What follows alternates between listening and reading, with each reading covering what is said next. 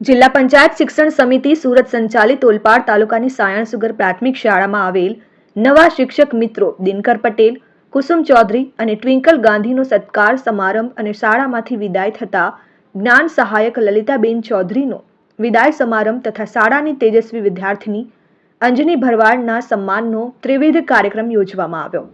આ પ્રસંગે શાળાના આચાર્ય જગદીશ પ્રજાપતિએ નવા સ્ટાફ મિત્રોને પુષ્પગુચ્છ અર્પી શાળા સહિત બાળકોના સર્વાંગી વિકાસમાં ખભે ખભા મિલાવી જોડાઈ જવાના આહવાન સાથે તેમને માનપૂર્વક આવકાર્યા હતા। શાળા સ્ટાફગણે પોતાની વચ્ચેથી વિદાય લઈ રહેલા જ્ઞાન સહાયક એવા લલિતાબેન ચૌધરીને ખૂબ જ આદરભાવ સાથે તેમના ઉજ્જવળ ભવિષ્ય માટે શુભેચ્છાઓ પાઠવી હતી।